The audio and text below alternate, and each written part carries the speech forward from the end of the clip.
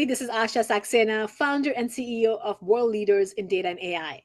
Always excited to come here on LinkedIn Live and have conversation with leaders about data and AI.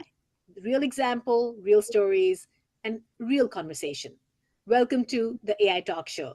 Today we're going to talk about something really interesting, which is smart machines and smart industries.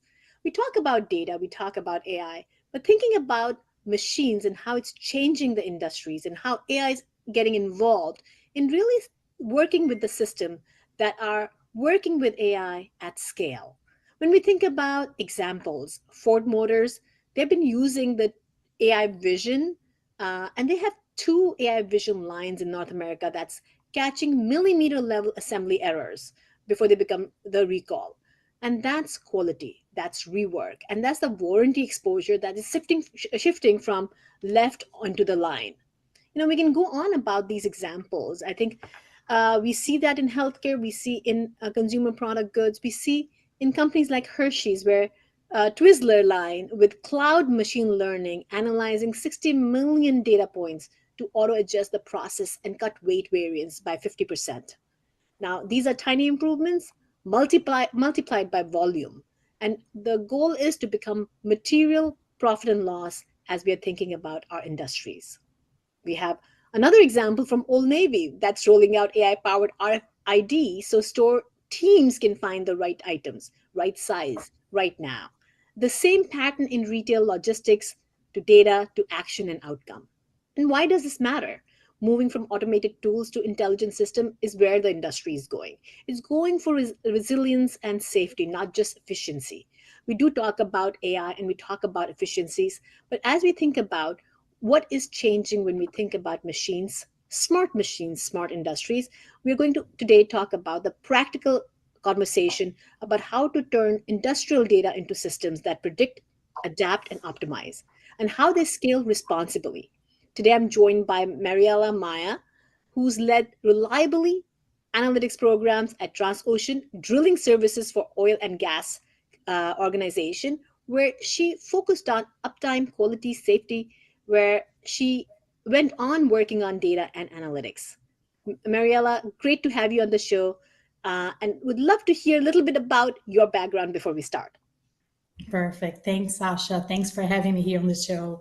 So yes, so 𝗪𝗲𝗍 here, former Reliability and Equipment Analytics Manager for Transocean, where I spent almost 20 years working different roles in different countries, which gave me a little bit of background to join this digital transformation when I did my transition between operations and technology.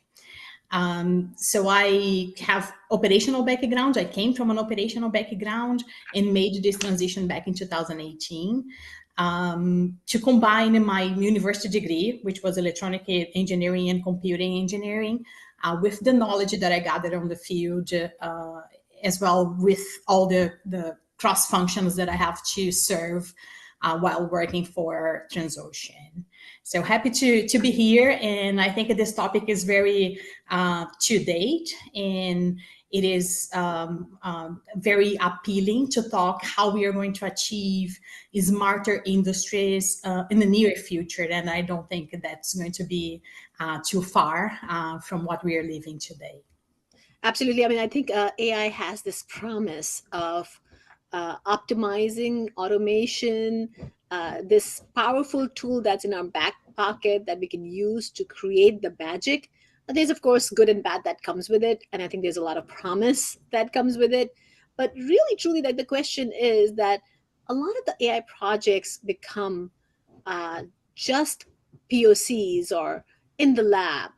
Are they truly giving the ROI that we're looking for? I mean, I love this example of Ford Motor Company where AI vision wasn't just an experiment. It was a leadership decision. And I think that's where the shift happens, when the leadership decision becomes hardwired for quality, or really the outcome that they're looking for is not just a project, but really focusing on the capability as you think about AI in real organization.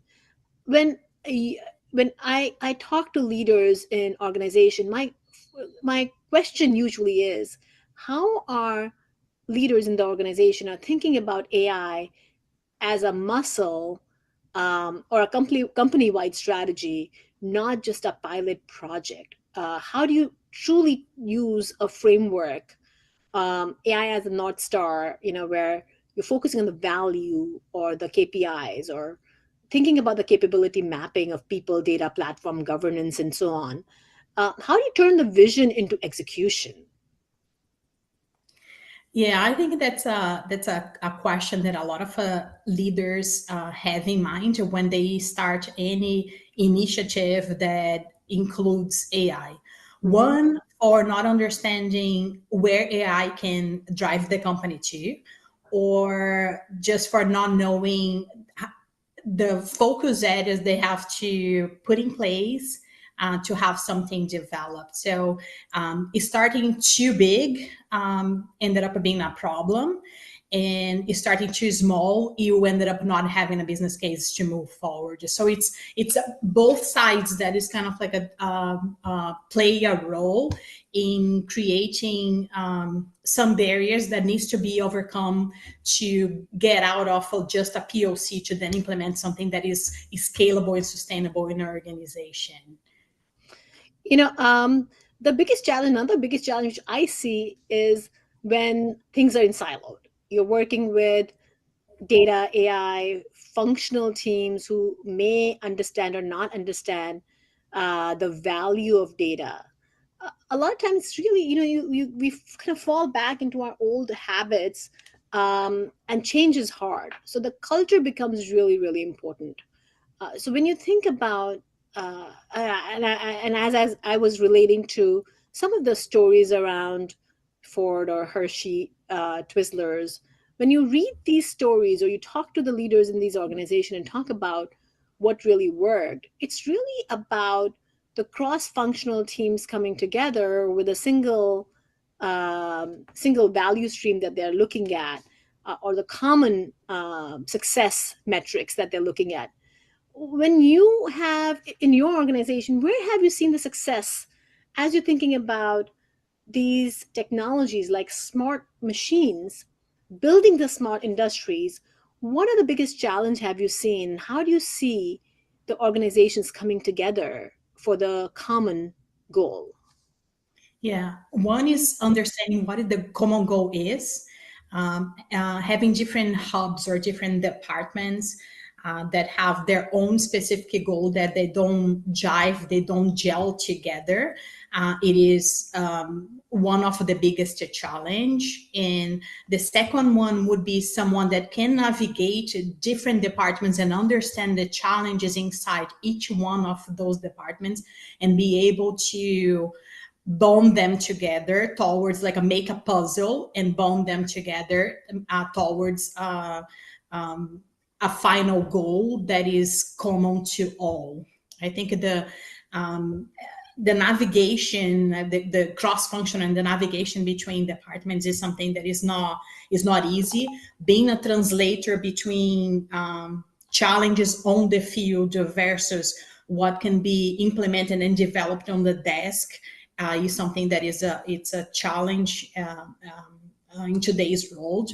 To bridge the gap between field operations, IT, developers, maintenance group, it is a challenge as well. So I think this comprehension of the organization as a whole and the definition of a common goal is the direction, and it's the what needs to be addressed to then move to a smarter, what we are calling a smarter industry that different departments are going to execute and are going to ingest and give a throughput of the same information. I've talked to some CEOs of manufacturing companies, and I've seen some really great use cases coming out of it.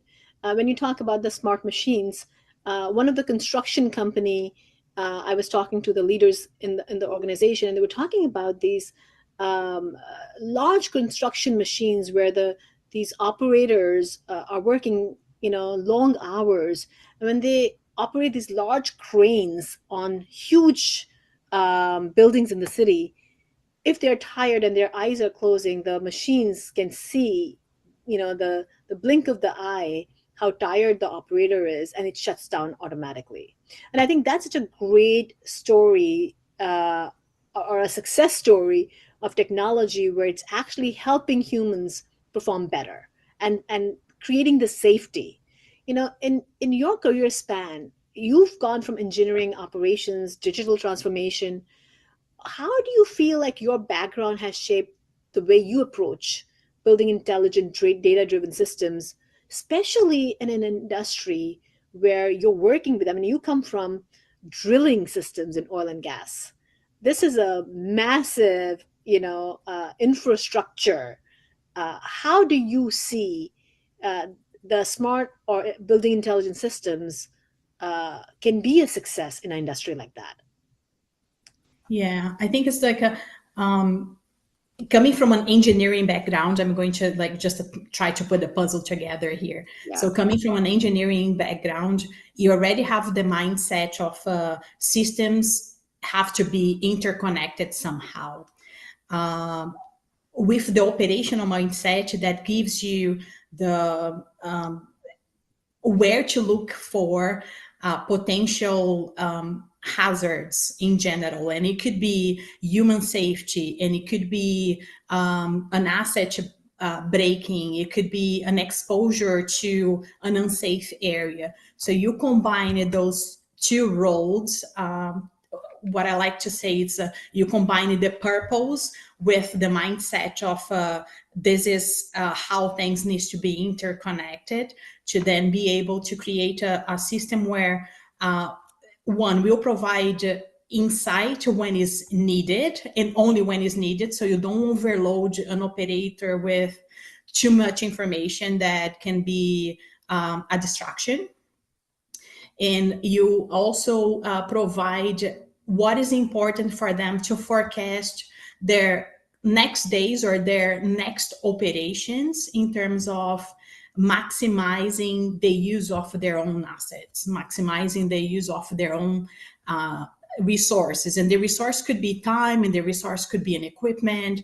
And combining all those three pieces, you have to work that way to come up with something that is fit for purpose, but without jeopardize any safety. And of course, having in mind that there is a human that has to be still able to have some interaction with the system.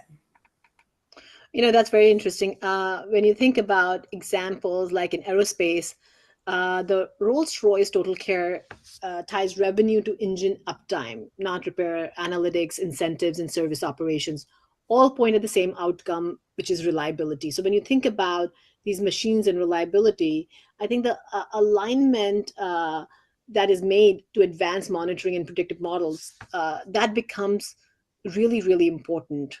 When you think about a real world example in your experience, when you're turning machine data into insights, have you worked with some frameworks like root cause failure analysis or conditional based maintenance that can help or lead to measurable improvement in efficiency? Have you, or what has worked in your experience that you saw could give that kind of result?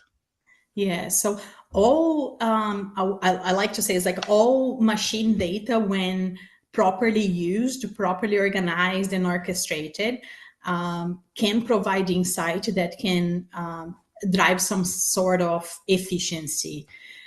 So I'm going to give a simple example that is going to resonate with a lot of the audience here, just like a production line. So a production line, if one piece of equipment fails during a production, then that's your production compromised. That's your out of service of that production line. So similar to humans, that we measure our temperature to see if there is any abnormality with us, machines are the same. So sensors that can monitor temperature, that can monitor speed, that can monitor pressure, all of them can be combined in algorithm that can run and provide insights to determine if there is any abnormality for that piece of equipment.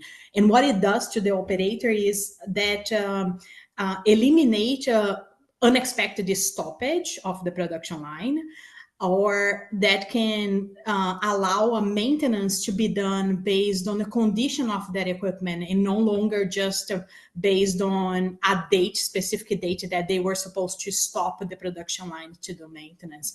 So yes, all those techniques, they do bring value because one, they allow you not to have any unexpected stoppage on your production line, on your operation, on your core activity. And two, they allow you to better plan maintenance when you don't have either peaks of production or when you don't have the demand for that production line. And that directly impacts your revenue because you're not stopping for that. So it's that's, you know, yes. it all comes down to really showing the ROI. Technology, I always say technology is the enabler, you know, for organization to succeed, and how you use this technology to make sure that organizations are actually succeeding becomes the question. I think that's what a lot of conversations are around. Can AI give you that result? You know, can AI give you that, you know, true to the promise of efficiency and so on? But I think that another really important concept is, which we cannot forget about as we think about smart machines, is governance. You know, the companies that scale fastest usually treat governance as the innovation control system, not just a threat. Many or a blockage, you know, because a lot of times you worry about governance because too many players involved. You know, how do you really navigate the governance world? But I feel like now patterns like AI risk management framework that define risk tiers or assign decision rights, or can also help monitor in production, are really helping. You know, I think monitoring the risk and automating can truly help drive these changes. Have you seen, or what have you seen that has worked as a critical enabler for like governance, or you know, working with cross-functional teams or agile methods that has helped, you know, companies you work with to do the successful transition from automated machines to smart adaptive systems? Yes. Yeah. So there is a gamma of items that needs to be in place to move towards adaptive machines that are going to have their own brain and take some actions. And of course, having a still space for a human to intervene and interact. But I'm going to mention a couple, like 3, 4, that I think it's critical here as enabler. You have to have your data infrastructure, because without a data infrastructure, you are not gathering that information that you need to make the machine work on its own. You have to have the systems somehow capable to integrate between themselves.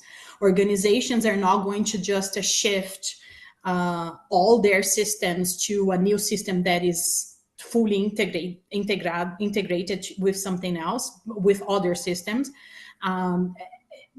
So it has to be something, has to be platforms that are able to integrate with legacy systems, because companies are not going to be able to just decommission what they have today. And that is streamline the deployment and also the adoption of any new tool, an AI tool. It expedites the process, because you are now combining something that is new to something that already exists to either enhance or create additional capabilities for a legacy system that already working, running in the organization. Governance, as you said, of course, it's like without governance, without determining what is the framework, what is allowed to be done with that data, who is allowed to have access to that data, without the governance, I don't think it's at all possible to move into the role of smarter machines. And the governance is also to when it's time to shut down those machines because it's either generating more risk or is not producing the outcome that we were expecting. Cross-functional teams, it needs to be someone that can translate challenges from the field to developers, to people that are creating agents, that are creating all the algorithm. It needs to be someone that can speak both languages. That it's what I like to say, that's you need to have your workforce readiness. They may not be now working on that, but they have to have their mind just set to that eventually we will have to manage those smart machines, and that's how it needs to be. Yeah. And I think the last, not maybe not an enabler, but something that have to walk hand in hand with every development is the cultural change. Yeah. That needs to start as any new implementation, development, and that needs to progress as organizations evolve on their journey to AI ready, evolve on smarter machines. It has to work, has to progress. The cultural change needs to be on the same pace as the development goes. I have to say that the world is changing so fast, and organizations can't sit behind and watch organization pass by. I mean, the companies who are going to adopt, and be agile and moving fast. And I always say that it's not about just moving fast. It's knowing what your priorities are, really focusing on what do you really need. It's not just the next new technology that you get enamored by. It's really thinking about what is the organization need that you need to invest in to find that value. I mean, listen, the smart machines are here to stay, and smart industries are here to stay. As they always say, AI is not going to replace the people. It's the people who know how to use AI are going to take over. And it's similar to that. Companies who adapt and adopt AI technologies and build these smart machines and build the smart industries will take the lead. I can continue talking to you about this for hours, but as we come to the close, Mariela, tell me, as you're looking ahead, what would be the practical? I mean, you gave a really nice list for all our listeners to actually look at what is required to build these technologies. But as you look ahead, what practical recommendation would you give that you probably maybe recap?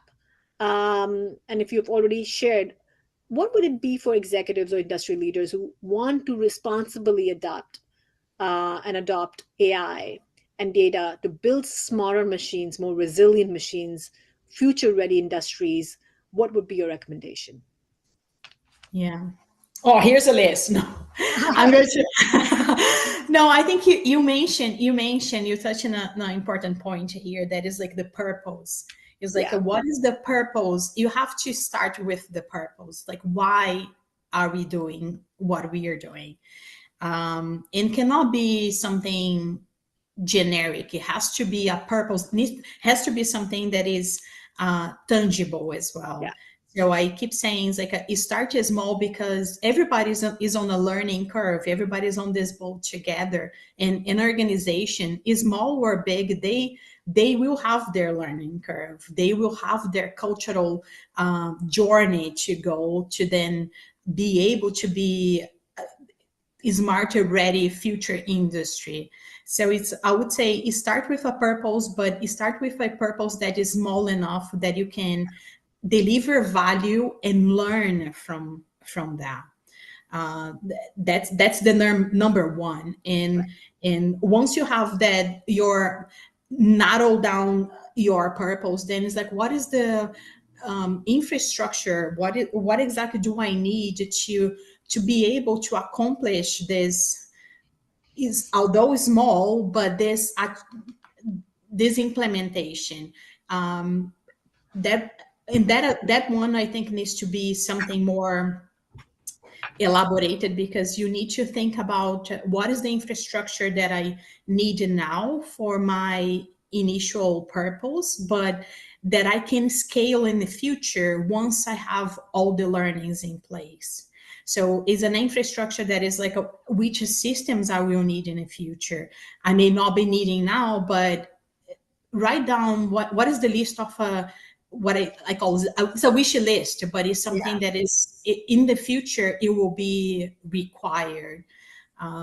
So that's your infrastructure. So you start with the purpose, why, then you go to your infrastructure, and then you have to start working and thinking about your workforce. Your workforce is not going to be ready in a day, so you have to start building up that workforce that will take you through this journey and will be ready when it's time for them to manage to lead those smart industries. You have to build up that. You have to build up a cross-functional team. You have to build up someone that can translate challenges from one department to another department. That's needed, and more is visible that it is required if we are moving towards industries that are no longer siloed, because everybody has access to the data, everybody has access to all the information. And I would say the last is collaboration.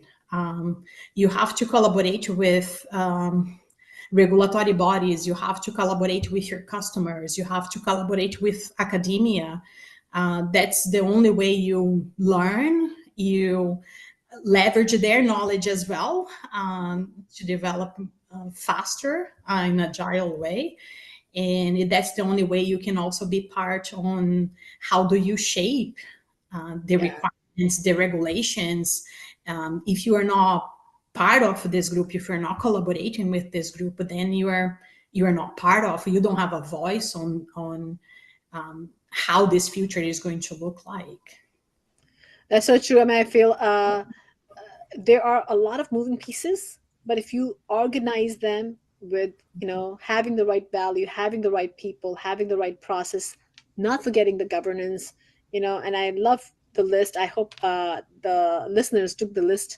And the best part about LinkedIn Live is that it's saved, so they can go back and re-listen and see if something that they missed or they wanted to write it down, they could.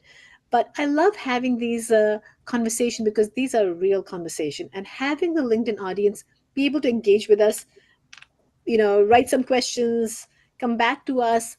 Mariela and I both are on LinkedIn, so feel free to send us a note if there is any question. Mariela, thank you so much for coming and having this conversation, because these are important conversations. Thank you for joining us today. Thanks for having me, Asha. And as we close, I think I'm taking away three takeaways. I would say the very first thing, which I always think about, is that making AI a capability, not a pilot project. Really think about what your AI North Star looks like, and write down the value metrics, because it's ultimately about the value. If you don't produce value when we're thinking about technology, it's only going to go on the shelf. Think about the data sources. What data sources are we looking at? Because data is the key and the food to these models. What are the guardrails? We cannot run AI project without thinking about the guardrails. I think it's important that we get the right funding, assign the right owner, measure the outcome, and have the business scorecard. Uh, we as technology leaders, we have to produce the value to be able to continue getting funding. I think the number two, I think which is really important to me, what I've seen in my experience, is alignment. Standing up cross-functional value streams where you can share the data contracts or adoption scorecards, making sure the communication is open and continued. And then, of course, the governance. Governance is critical, especially as we work with AI, risk tiers or policy as a code, really thinking about governance and making sure it's applied from not only having the alerts, overrides, audit trails, and so on. So for me, I would say that write your North Star, have the value ownership guardrails, and we will continue having this conversation. I will see you next week on the AI Talk Show with another interesting speaker, leader in the industry. I'm Asha Saxena. Thank you so much for joining us. And Mariella, thank you again. See you all again next week. Thank you, Asha. Thank you.